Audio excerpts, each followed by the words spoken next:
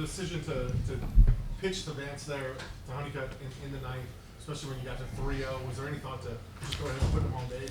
Yeah, there kind of was, but Cook has way more singles this year than Honeycutt has homers, so you hate to play against a homer, but I thought Cook hitting a single to win the game was a lot more likely than Honeycutt hitting a homer, even though he has about 100. Come on, folks, let me know. Can you just speak to Clark's performance today? I mean, going over 146 into the eighth for the night. I'm getting ready to overstate the obvious, right? That was amazing. I just told him that's one of the best pitching performances I've ever coached in 35 years of coaching. That's just, I don't know how much tickets we're going for on StubHub today, but if whatever you spent to come to this game, you dang sure got your money's worth. What a great college baseball game. I've learned over time to try not to feel bad when something like this happens. It was just a great game to watch. Great energy in the stands. How do you duplicate that? Go to a minor league game one time, see if you see that atmosphere. That's college baseball at its finest. Two really, really good teams in the last 16 teams left in the country, just battling back and forth and back and forth. That was sad right now, but really fun to watch while it was going on. Back left and back right in here. Coach, when did the decision made to put Kyle back in the lineup, or were the things you saw that like, okay, it's ready for him to get back out there? Not really. Our DH spot has rotated the last month or so, and it's turned into all three or four of them have different swings that match up with different pitchers, and I just thought Kyle's swing matched up with the lefty that was on the mound better than the other guys, and he went to a black magic bat 24 hours ago. Yes, sir.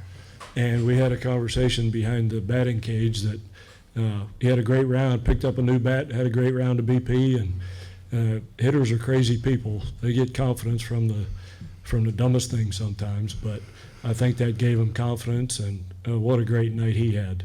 We talk about everybody blasts the transfer portal. We hate the transfer portal. It's the ruination of college baseball. Division II at this time last year. Got both of these guys out of the transfer portal, and they're performing like this at this stage of the game. Are you kidding me? With the opportunities that these guys have and what they've done for the Mountaineers, just absolutely couldn't be prouder. Back right. Kyle, I know it's hard to talk about an individual performance after beginning things like that, but just did you feel confident coming in, and certainly what performance it was? Absolutely. I try to always have confidence in myself, but I really just stuck to my approach. Me and Coach been talking about how swings getting around the ball, and we really worked this past week to stay through a lot of pitches, and that gave me the opportunity to hit multiple pitches in the middle of the field. Back to left. Derek, can you just talk about the emotions you probably felt in this game? I mean, you get off to a good start, then they had the 4 spot, and you guys chip back into it, take the lead, and then it just kind of seemed like both teams just swinging and punching each other throughout the game. Emotionally, what was that like? Yeah, I mean, it's playoff baseball for a reason. Nobody's going to go away at this point. Doesn't matter if you're down 10 or you're down 1. Obviously playing a great team in North Carolina, so their offense is one of the best in the country for a reason. Emotion-wise, just trying to stay even keel, work through the whole game as I can, and just try to take it one out at a time, one hitter at a time. Did you know what your pitch count was or at all? Nah, I could have kept going if he needed me to, but at the end of the game, I mean, I allowed a solo home run to start the inning and then a single up the middle. It was crunch time, so, I mean, I don't blame him for pulling me there. Derek, what allowed you to overcome the 4-run third inning? It seemed like in the 4th, 5th, and 6th you really settled in and found the rhythm there. Yeah, I mean, just sticking to my plan. I was leaving some pitches over the plate, and I walked 2 guys, I think, in the 3rd inning, so can't give a team like that free passes, especially with the middle of their lineup. So after that, I mean, I don't think I had another walk after the third inning, maybe one, but just trying to attack, stay ahead in counts, and compete. Murph, then back left, then Coach, right. any thought to taking Derek out earlier or leaving him in later? What was your thinking going into the ninth or maybe even earlier? I don't have any interest in fist fighting Derek Clark on the mound, so no thought of taking him out. Our only thought right now is he going to pitch tomorrow? Oh, But no, the guy's a warrior. You guys saw what we've been seeing this whole season, and he's a guy that he's a throwback. He's a throwback back to the Nolan Ryan days when guys were throwing 200 pitches. He can do that. He can do that. So everybody gives coaches a hard time for letting guys throw. I don't even know how many pitches he threw. Does anybody know? 100 strikes. It's about how many strikes? 100 strikes, yeah. Good luck throwing 100, finding a guy to throw 100 strikes these days.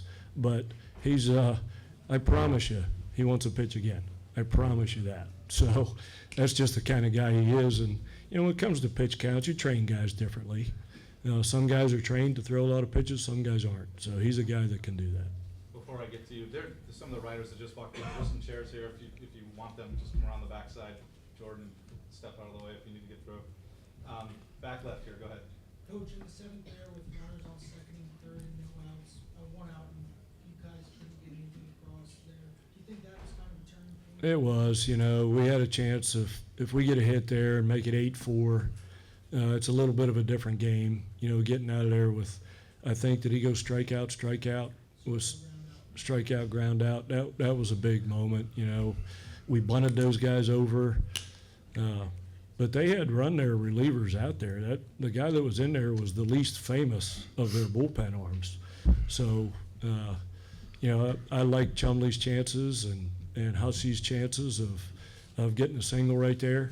But it's easy to look back and say, man, I wish I wouldn't have bunted Sam White there, because it could have been a big inning. But yeah, leaving those two guys out there was a big one. Evan, then Grace. Kyle talked about the confidence in the lead that you got.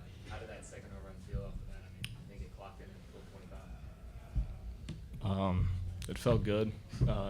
At the first pitch, my bat, Coach Mays goes, he's going to throw you a slider.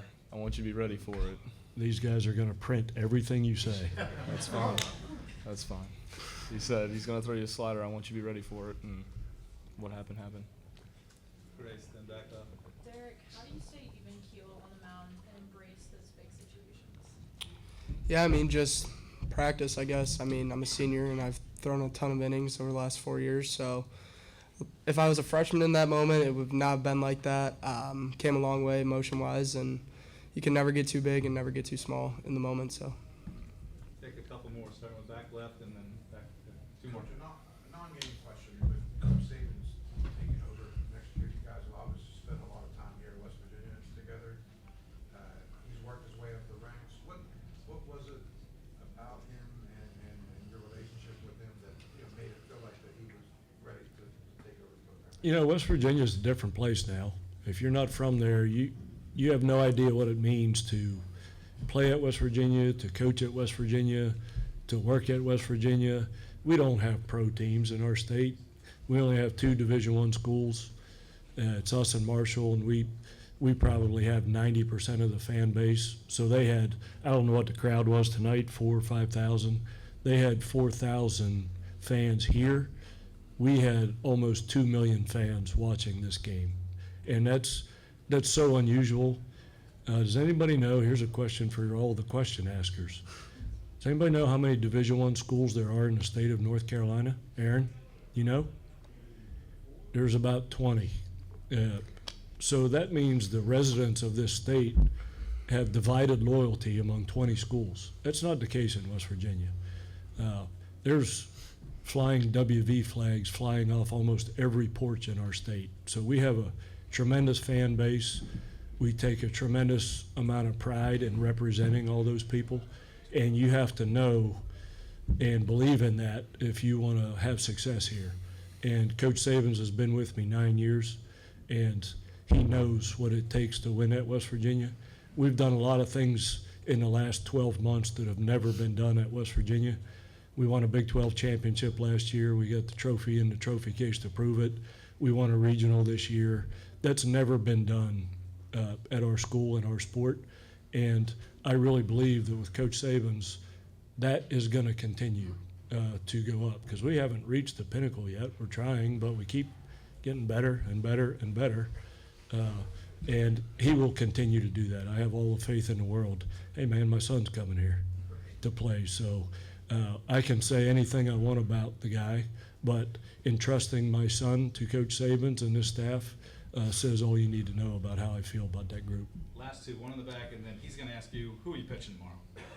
I'm pitching Derek Clark. Were you not listening? Kind of what's different about block manufacturing? So my whole life, I swung a one-piece, and that's the main difference. The two-piece just has a little flex to it, and then I just saw it sitting there after a subpar round, and I just picked it up, and that's when Coach Mays asked me why I hadn't picked it up previously. All right, thank you.